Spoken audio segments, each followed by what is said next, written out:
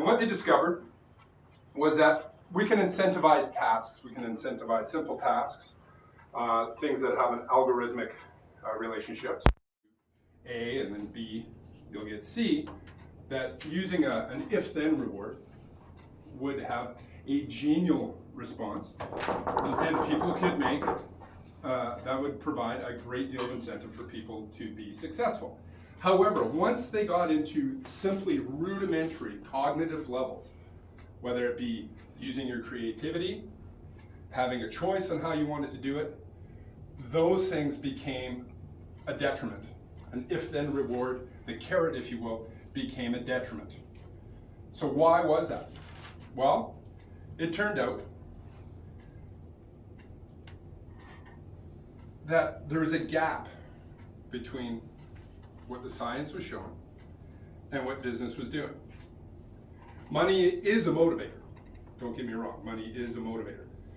But it's not the only motivator.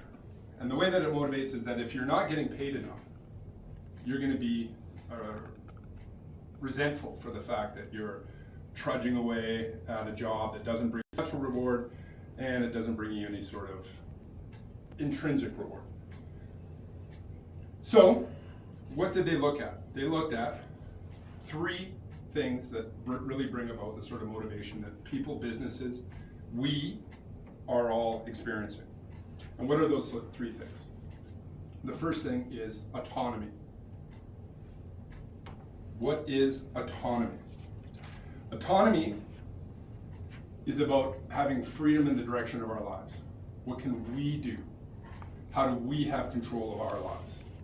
If anybody's worked for a micromanager, they can all understand the frustration of having every minute movement that we do, every decision that we make, second-guessed, and then eventually negated. So we want autonomy. We want the freedom to perform our task. We want to know what we do.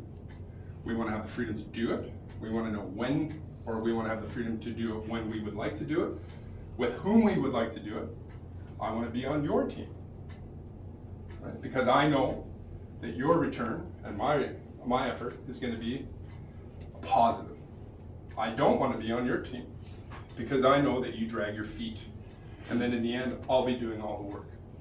But oftentimes, we are thrown into teams where we don't get that choice, and that itself is very discouraging. We also want to have the autonomy over technique. How are we going to do it?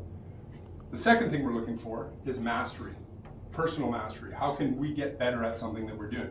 Just like what you just told us about yourself. How can I get better? There's something missing. How do I take the next step? So you worked hard. You found the niche, the thing that brought you passion, and something that gave you an impetus to strive towards personal mastery. Now, the thing about personal mastery is that it's a moving target, an asymptote, if you will, right? It's never, ever achievable, but it allows us to keep striving and get better at what we're doing. The third thing is purpose. We need a feeling that we are part of something bigger than ourselves, that we belong to something that's going to leave an impact in the world. Examples: Google, Apple, Linux, Wikipedia, people who have jobs, yet that are technically and intellectually demanding, but people who do things for free, who are challenged and help to bring the world to a better level. Now, are these the keys to motivation and drive? It takes an extrinsic motivator and turns it into an intrinsic motivator. We're driven from within.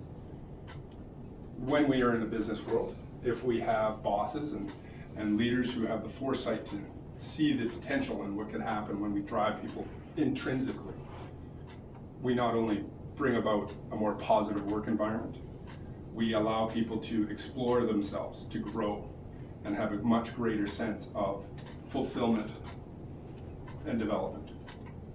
So I would hope that you would join me in the pursuit of looking for ways to drive people intrinsically, that the carrot really could be a stick.